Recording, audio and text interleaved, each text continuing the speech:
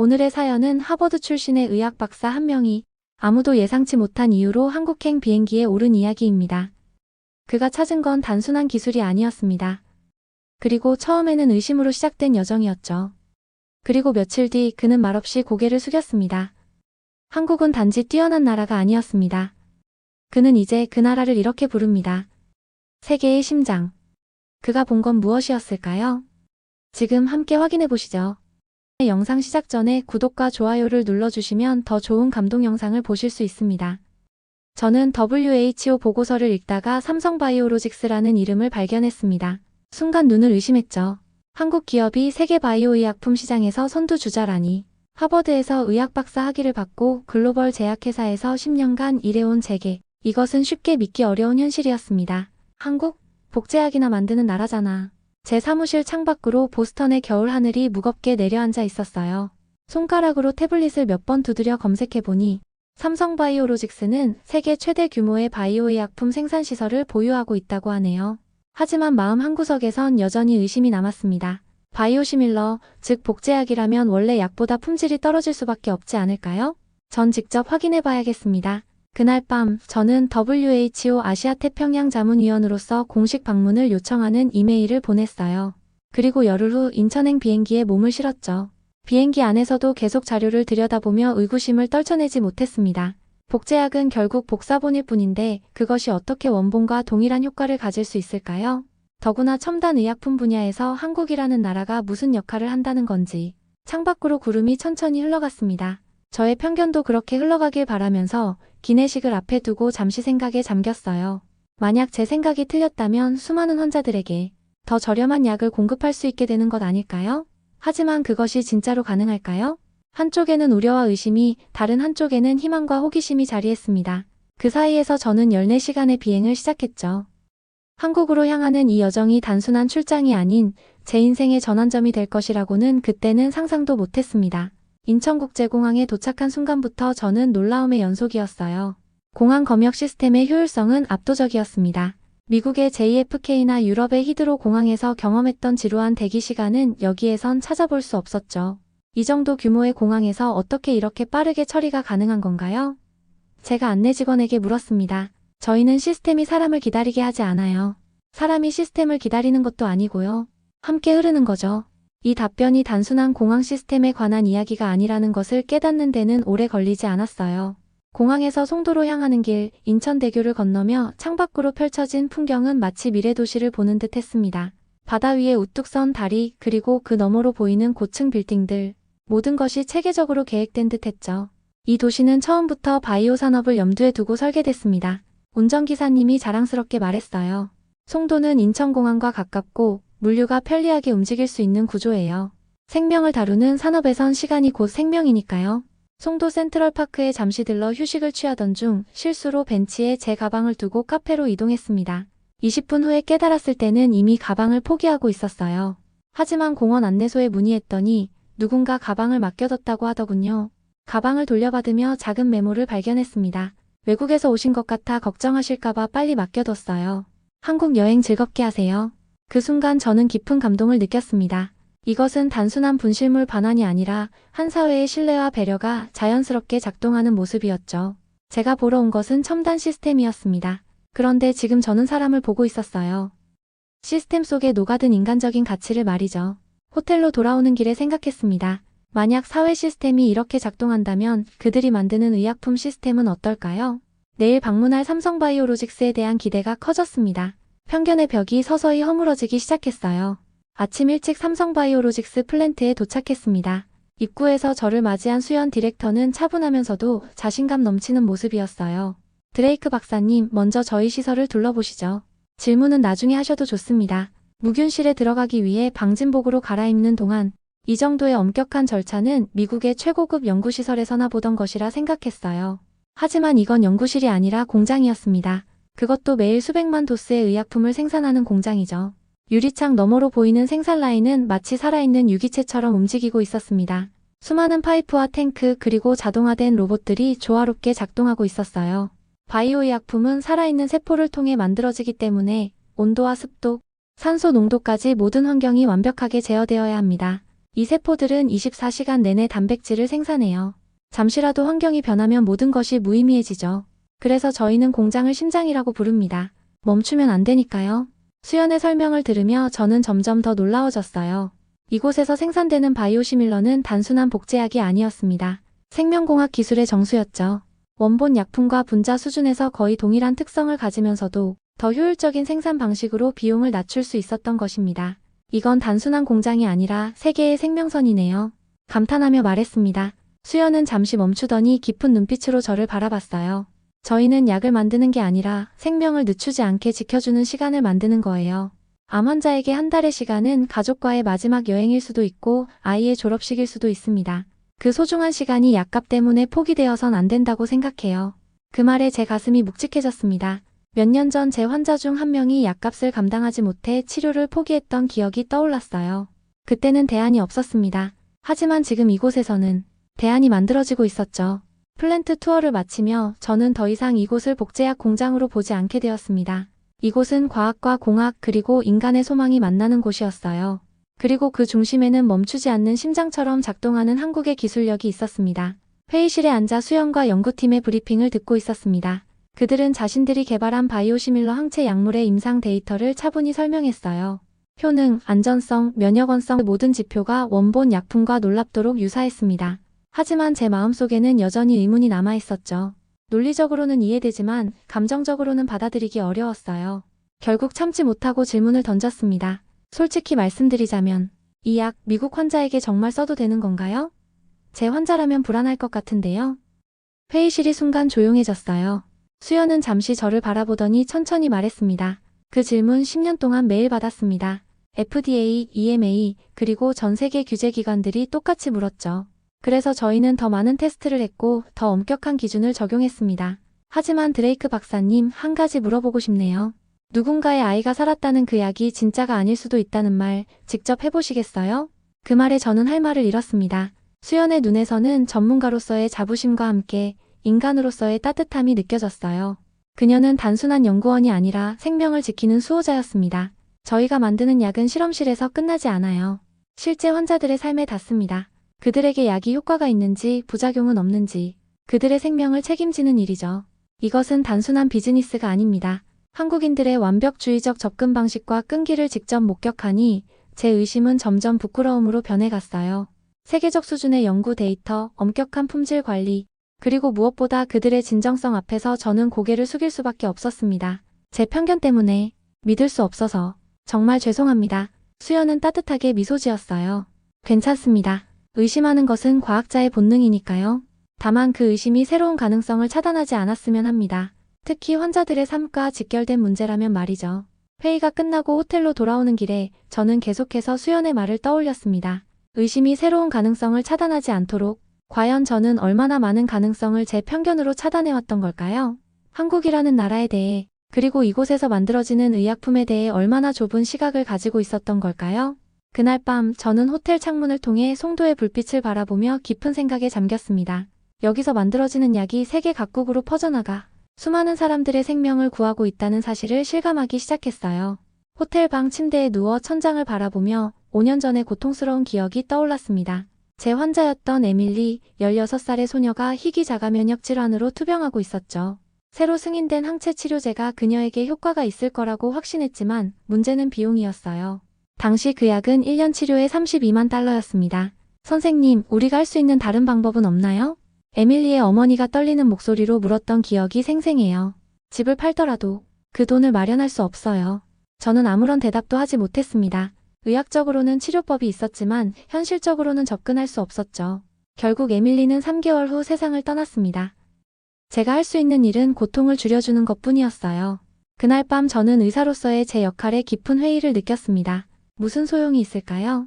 최신 의학 지식과 치료법을 알고 있어도 환자들이 그것을 이용할 수 없다면 말이죠. 그때 나는 아무것도 할 수 없었다. 그런데 이 나라는 그걸 하고 있었다. 한숨을 내쉬며 몸을 일으켜 노트북을 켰습니다. 오늘 회의에서 받은 자료들을 다시 검토하기 시작했어요. 삼성바이오로직스가 생산하는 바이오시밀러는 원래 약가의 30% 정도 저렴했습니다. 그런데도 품질은 거의 동일하다니. 만약 에밀리가 이 약을 사용할 수 있었다면 어땠을까요?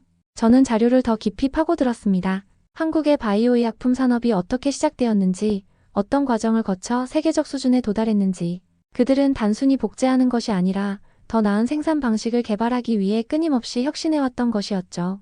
창밖으로 송도의 밤하늘을 바라보았습니다. 저 어딘가에 있는 공장에서는 지금도 누군가의 생명을 구할 약이 만들어지고 있을 거예요. 그리고 그 약은 에밀리처럼 경제적 이유로 치료를 포기해야 했던 환자들에게 희망이 될 수 있을 것입니다. 눈물이 눈가에 맺혔습니다. 슬픔이자 후회, 그리고 새로운 희망이 뒤섞인 감정이었어요. 저는 WHO 자문위원으로서 이 사실을 세계에 알려야 한다고 느꼈습니다. 더 많은 에밀리들이 생기지 않도록 바이오시밀러의 중요성과 한국의 기술력을 인정해야 했죠. 그날 밤 저는 노트북에 오랜 시간 앉아 보고서의 초안을 작성했습니다. 제 편견과 오만함을 인정하고 한국의 바이오의약품 산업이 세계 의료체계에 가져올 변화에 대한 내용이었어요. 그것은 단순한 보고서가 아니라 에밀리에 대한 사과이기도 했습니다. 다음 날 오전 삼성바이오로직스 내부 회의실에서 수연과 연구팀을 다시 만났습니다. 분위기는 전날보다 훨씬 편안했어요. 제가 그들의 일에 대한 깊은 존중을 표현했기 때문일까요? 오늘은 실제 환자 사례를 몇 가지 공유하려고 합니다. 수연이 말했어요. 물론 개인정보는 모두 제거했지만 이 이야기들이 저희가 왜 이 일을 하는지 보여줄 거예요.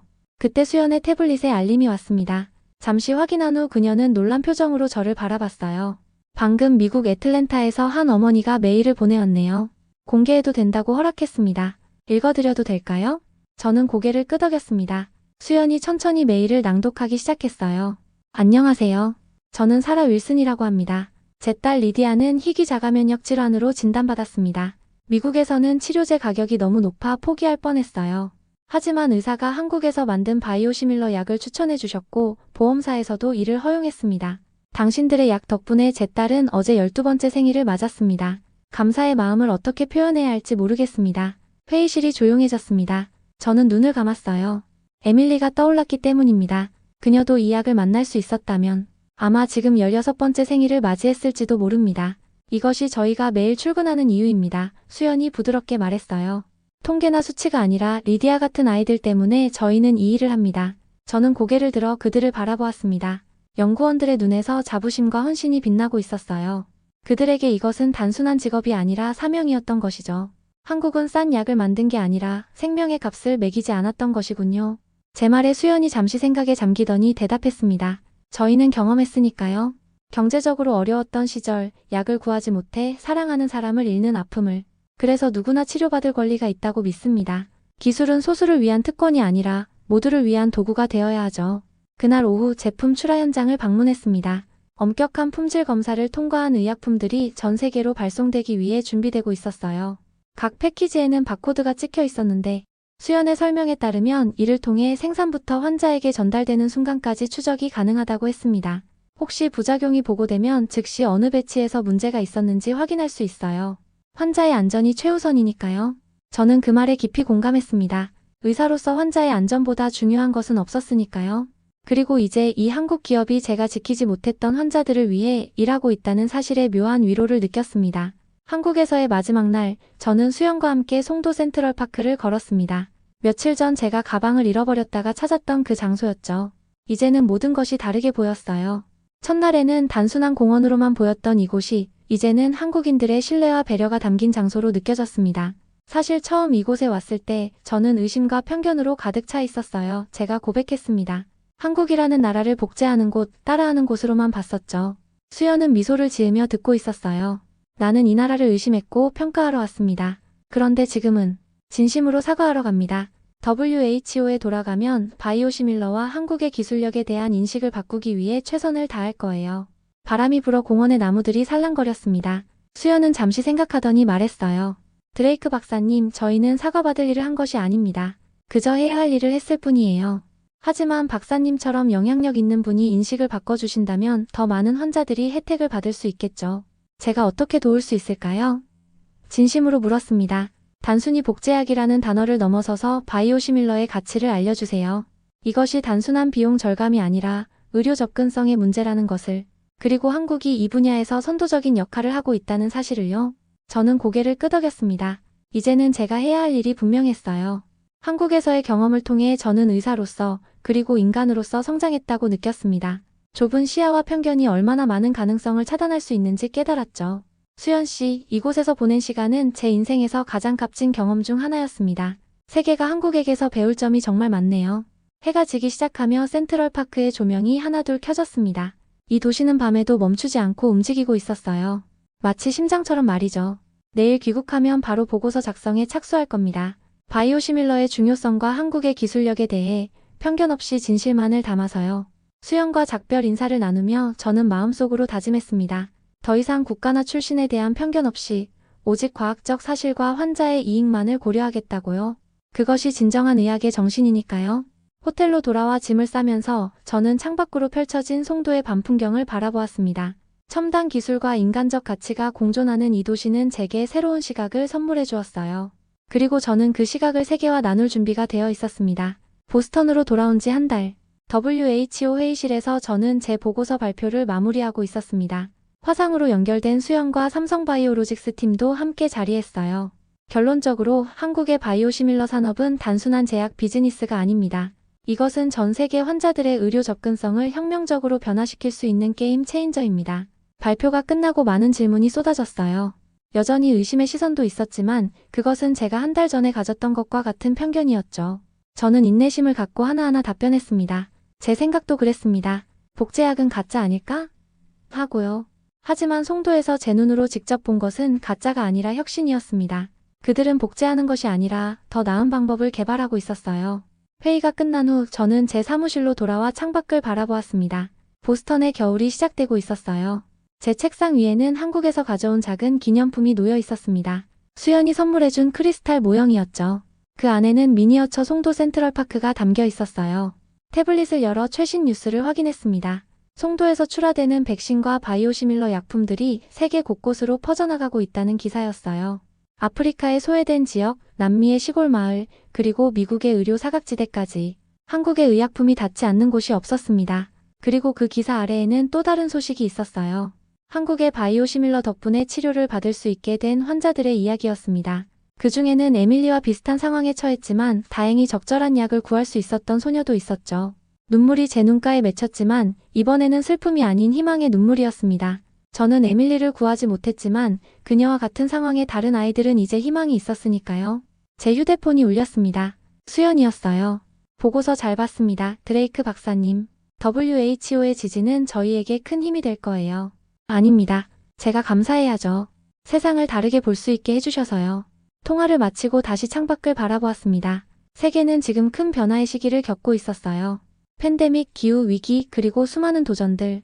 하지만 그 속에서도 희망의 불씨가 있었습니다. 송도의 연구실과 공장에서 묵묵히 일하는 사람들, 그리고 그들이 만든 약을 기다리는 전 세계의 환자들 사이에 이어진 보이지 않는 연결고리 말이죠.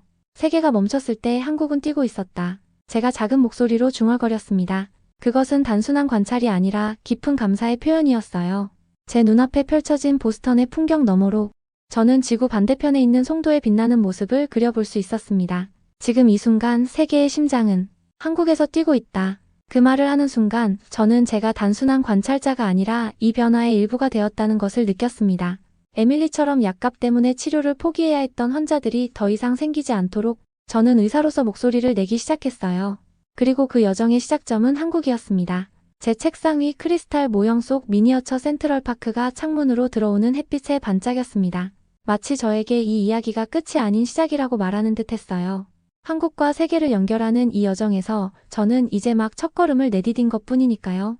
제 컴퓨터 화면에 새 이메일이 도착했습니다. 한국에서 온 초청장이었어요. 다음 달 송도에서 열리는 국제 바이오의약품 컨퍼런스의 기조연설자로 초대한다는 내용이었습니다. 제목은 세계의 심장이 된 한국 바이오시밀러와 글로벌 의료 접근성의 미래였죠. 미소를 지으며 수락 버튼을 눌렀습니다. 이것은 끝이 아니라 새로운 시작이었어요. 한국에서 시작된 작은 불씨가 이제 전 세계로 퍼져나갈 준비를 하고 있었습니다. 생명에는 국경이 없고 진심은 언어 없이도 전해집니다. 한국은 단지 빠르게 약을 만든 나라가 아니었습니다. 누군가는 비웃었고 누군가는 의심했지만 그들은 묵묵히 생명을 지켜내고 있었습니다. 누군가에겐 하루를 선물했고 누군가에겐 생일을 지켜줬습니다. 하버드 출신의 박사조차 고개를 숙이고 돌아선 나라. 그 이야기를 들은 여러분은 이 나라를 어떻게 기억하시겠습니까? 여러분이 오늘 느낀 그 마음 댓글에 남겨주세요. 한국이라는 이름이 더 많은 사람의 심장에 닿을 수 있도록 시청해주셔서 감사합니다. 구독과 좋아요 버튼을 눌러주시면 더 좋은 영상을 보실 수 있습니다.